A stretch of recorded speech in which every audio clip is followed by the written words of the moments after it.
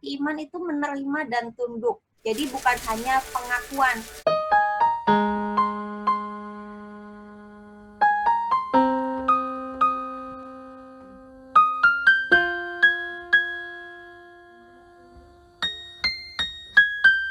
Assalamualaikum warahmatullahi wabarakatuh.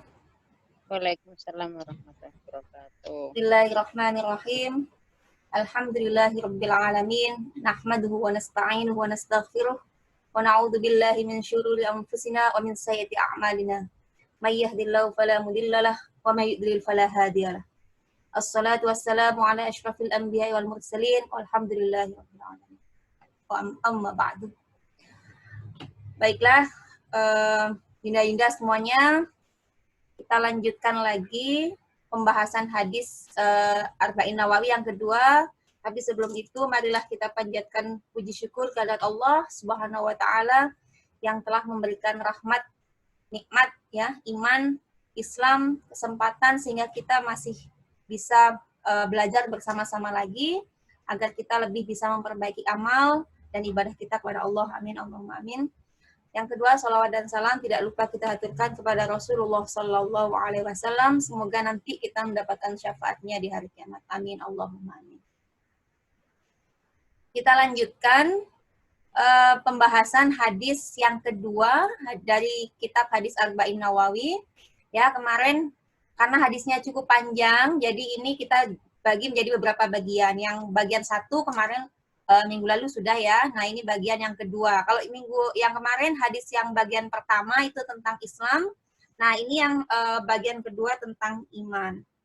Kita lihat hadisnya.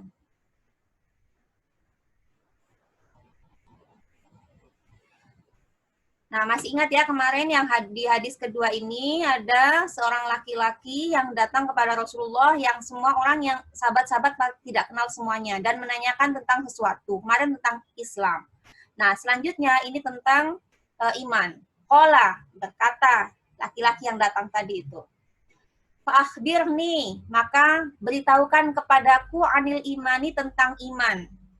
Qala, Nabi atau Rasulullah menjawab, iman itu antuk mina, hendaknya engkau beriman billahi kepada Allah, wa malaikatihi dan malaikat-malaikat Allah, wa kutubihi dan kitab-kitab Allah, wa rusulihi dan para rasul Allah, wal yaumil akhir dan hari akhir, wa tu'mina dan hendaknya engkau juga beriman bil qadari, kepada takdir Allah, khairihi baik mau takdirnya itu takdir baik, wa syarrihi maupun buruknya takdir.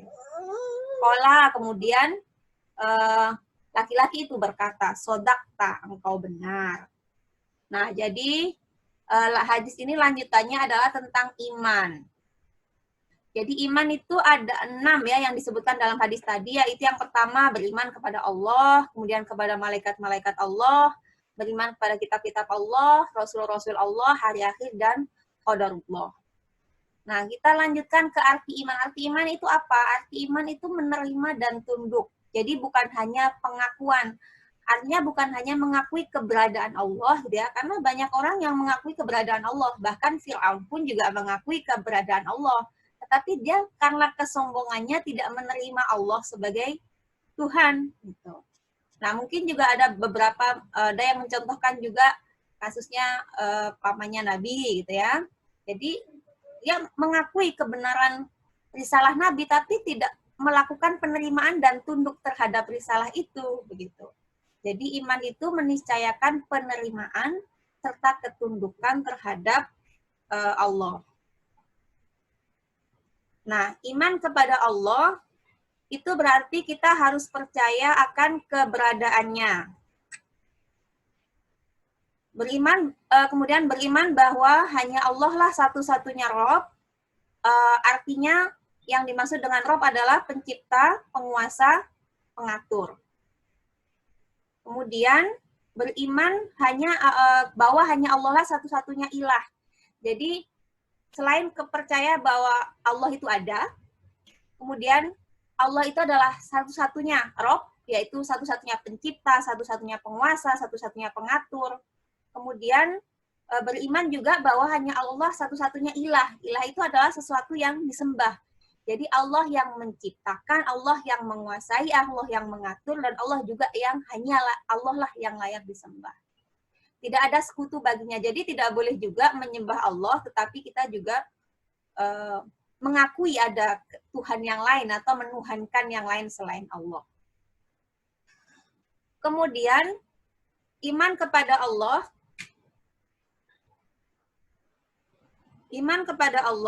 itu juga berarti kita beriman terhadap nama-nama dan sifat-sifat Allah, sebagaimana yang disebutkan beberapa mungkin dalam Al-Quran dan dalam hadis.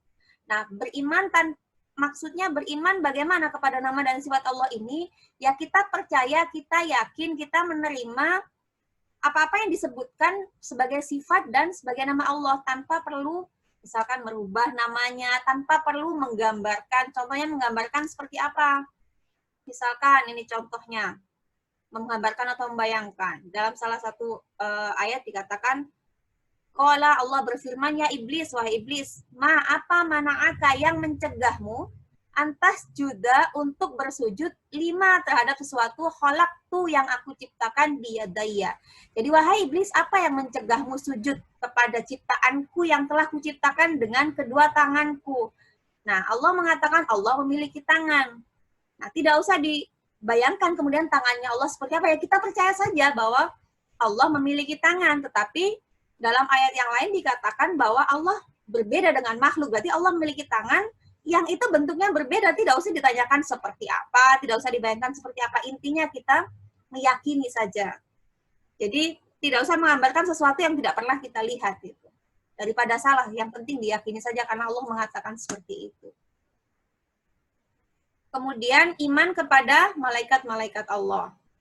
Nah, iman kepada malaikat-malaikat Allah ini kita berarti mengimani malaikat-malaikat yang nama-namanya kita ketahui, baik itu mungkin disebutkan namanya secara langsung, misalkan Ruhul Kudus gitu ya, atau Jibril gitu ya. Kemudian nama-nama malaikat lain mungkin yang disebutkan, mungkin tidak disebutkan namanya, tapi disebutkan tugasnya, misalkan jaga ares, misalkan ya. Kemudian mengimani bahwa malaikat itu memiliki tugas masing-masing yang diberikan oleh Allah. Jadi malaikat Jibril tugasnya menyampaikan wahyu misalkan. Jadi kita mengimani yang itu, yang kita tahu dari hadis-hadis, dari ayat-ayat Al-Quran. Kemudian beriman kepada kitab-kitab Allah. Nah, ini berarti kita mengimani, kita percaya bahwa Allah menurunkan kitab-kitab kepada Rasul-Nya. Jadi ada banyak kitabnya. Nah, yang kita tahu berarti ya yang kita pelajari dari Al-Qur'an, dari hadis gitu ya. Nah, mengimani kebenaran berita. Jadi maksudnya mengimani kita percaya bahwa ada kitabnya dan itu diberikan kepada Rasul ya. Kemudian kita mempercayai isinya. Jadi kebenaran berita yang disampaikan dalam kitab tersebut seperti dalam Al-Qur'an. Juga dalam kitab-kitab lain yang belum diubah atau diganti. Nah, kan ada kitab-kitab misalkan ada Zabur, ada Taurat, ada Injil, ada Suhuf ya, lembaran-lembaran yang diberikan kepada Ibrahim dan Musa, ya kita percaya itu. Isinya juga wajib kita percayai. Yang belum diubah atau diganti, bagaimana kita kemudian mendeteksi ini diubah atau diganti? Ya tinggal dikembalikan saja, ini menyalahi Al-Quran atau sesuai dengan Al-Quran. Kalau sesuai dengan Al-Quran, karena Al-Quran ini adalah pelengkapnya, yang ini adalah yang paling terakhir gitu ya, yang menyempurnakan, maka untuk mendeteksinya ya gampang. Berarti kalau itu sesuai dengan Al-Quran, sesuai dengan apa yang ada dalam Al-Quran, yaitu insya Allah adalah bagian dari berita yang benar gitu. Kalau itu tidak sesuai atau menyalahi Al-Quran, berarti itu adalah sesuatu yang mungkin dirubah. Kalau Al-Quran kan Allah menjamin gitu ya. Inna nahnu nazzalna dzikra wa inna lahu lahafidun. Jadi kami yang menurunkan Al-Quran, kami pula yang akan menjaganya. Bagaimana caranya Allah menjaganya? Macam-macam ya, misalkan dengan cara ada orang-orang yang menghafalkan Al-Quran gitu ya. Ya semoga, kalaupun bukan kita ya mungkin insya Allah semoga anak-anak kita ada yang bisa menghafalkan Al-Quran. Ya kalaupun kita juga ikut menghafalkan ya tidak apa-apa, kan kita bisa juga walaupun mungkin 1 surat atau 2 surat, ditambah-tambahlah sedikit-sedikit begitu ya. Yang penting kan diusahakan. Itu juga bagian dari Allah menjaganya. Bahkan kita bersyukur kita bagian dari orang-orang yang menjaga kitab Allah. Kemudian selain mengimani kitabnya, isinya, juga kita mengimani hukum-hukum yang ada di dalam kitab-kitab Allah tersebut. Karena itu adalah hukum-hukum yang diturunkan oleh Allah kepada manusia. Kemudian mengimani nama-nama kitab yang kita tahu. Tadi sudah saya sebutkan beberapa ya, ada Al-Quran, tentu Zabur, Taurat, Injil, dan Suhuf ya, atau lembaran-lembaran. Nah, kita lanjutkan. Iman selanjutnya adalah iman kepada Rasul. Nah, iman kepada Rasul ini kita mengimani bahwa Allah mengutus Nabi dan Rasul. Nah, mungkin sudah sering dengar apa sih bedanya Nabi dan Rasul gitu. Kalau Rasul kan utusan Allah yang menerima risalah gitu ya. Jadi ada risalah kenabiannya yang harus dia sampaikan kepada umat. Nah, kalau Nabi dia tidak punya risalah yang harus disampaikan itu. Nah, pertanyaannya kenapa ada nabi yang tidak diberi risalah? Terus kenapa dia diangkat sebagai nabi? Gitu ya. Nah, salah satunya adalah ini menurut ulama, fungsinya adalah nabi ini untuk mengingatkan syariat Allah yang telah dilupakan oleh banyak orang. Jadi sudah turun syariatnya, misalkan lewat nabi Nabi Musa ya, atau kemudian lewat Nabi Isa. Nah, kemudian ada nabi yang lain gitu ya, yang itu dia punya kewajiban untuk mengingatkan syariat-syariat Allah. Ini dibuktikan dalam salah satu ayat Al-Quran ya, Al-Maidah ayat 44. Inna anzalna Taurata, sesungguhnya kami menurunkan Taurat, fiha di dalamnya ada petunjuk dan cahaya. Yahkumu biha an-nabiyun, di mana nabi-nabi setelah Taurat itu turun memutuskan perkara dengan Taurat tersebut. Kita lanjutkan. Iman kepada Rasul ya, masih lanjutannya. Rasul-Rasul itu ada yang memiliki kedudukan yang utama, yang disebut dengan Rasul Ulul Azmi. Mereka itu disebutkan dalam surat Al-Ahzab ayat 7 ya, wa id akhadna, dan ketiga kami mengambil minan nabinya dari para nabi, mitsaqahum, perjanjian. Wa minka, dan darimu, dari Nabi Muhammad maksudnya, wa min Nuh, dari Nabi Nuh, wa Ibrahim, dan dari Ibrahim, wa Musa, dan Musa, wa Isa bin Maryam, dan Nabi Isa. Jadi Rasulullah Azmi itu adalah Nabi Muhammad, Nabi Nuh, Ibrahim, Musa, dan Isa. Kita lanjutkan iman kepada hari akhir, yaitu mengimani bahwa hari akhir akan terjadi. Jadi kita wajib mengakui itu ya, mengimani bahwa nanti akan ada hari terakhir, hari di mana kemudian tidak ada lagi kehidupan.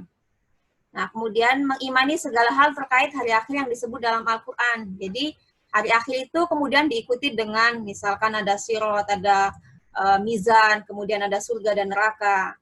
Nah, termasuk mengimani hari akhir adalah mengimani kejadian ya pasca kematian, misalkan siksa kubur. Itu bagian dari iman kepada hari akhir. Nah, yang terakhir adalah iman kepada takdir atau qadar ya, qadarullah.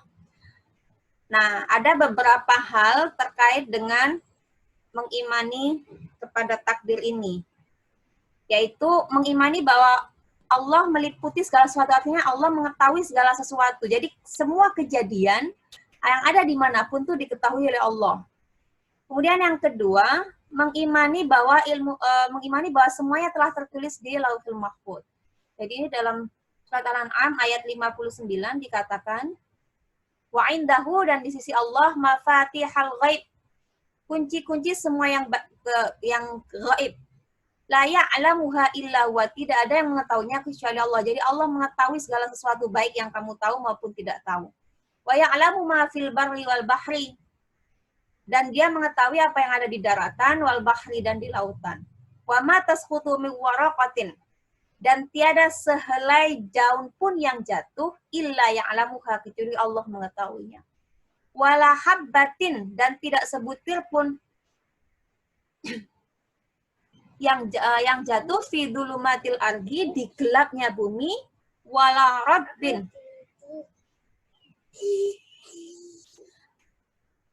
dan tidak pula sesuatu yang basah, walaya bisin, atau yang kering, illa fi kitabim mubin, kecuali tertulis dalam kitab yang nyata atau Lauhul Mahfuz. Jadi apapun yang terjadi itu sebenarnya sudah ditulis di Lauhul Mahfuz, sudah ada ketentuannya, jadi sudah ditulis. Nah, kemudian Allah menciptakan segala sesuatu itu secara umum. Wa khalaqa kulla syai'in faqaddarahu taqdira.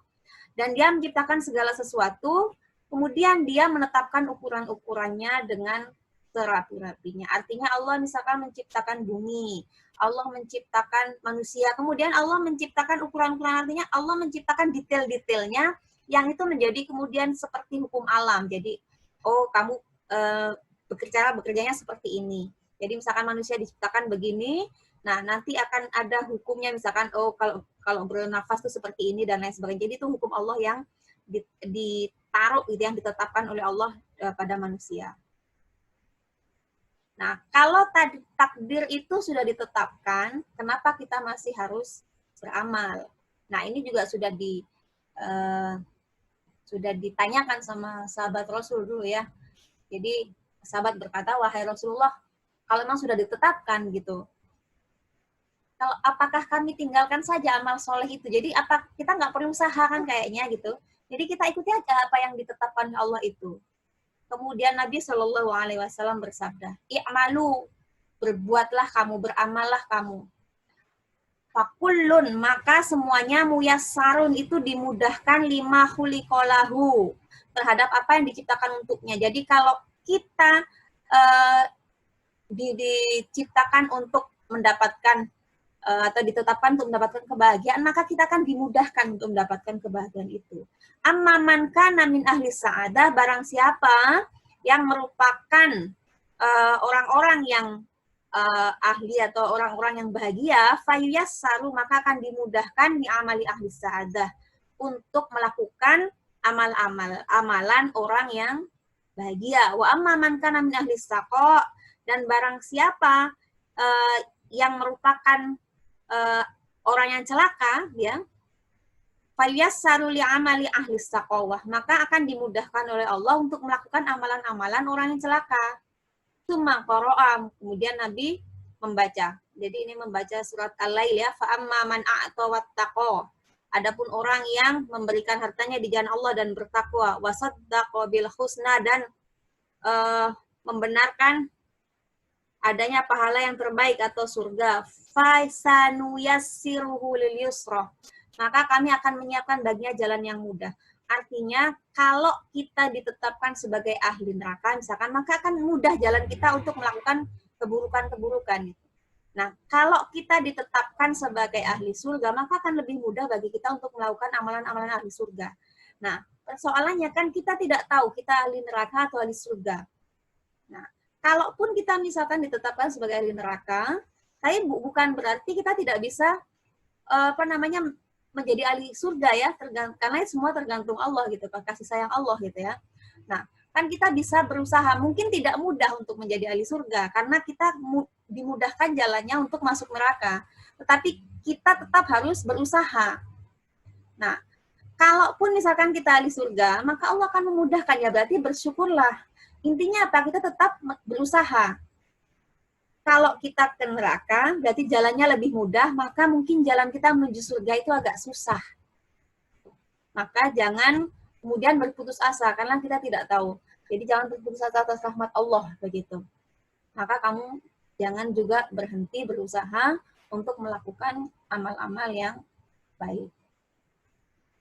Nah, ini ada yang mendiskusikan tentang irodah atau kehendak Allah. Kalau memang sesuatu itu baik, mau hal yang baik maupun hal yang buruk, itu terjadi karena kehendak Allah. Terus bagaimana dengan hal-hal yang jelek itu gitu? Nah, jadi ada yang ulama yang membedakan antara irodah kauniyah sama irodah syariah. Jadi irodah kauniyah itu artinya sesuatu yang terjadi tapi tidak disukai oleh Allah, tidak diridhai oleh Allah. Misalkan contoh ada maling, ya maling ini melakukan kejahatan gitu ya, kriminal ya, memang itu atas kehendak Allah, atas qadarullah gitu.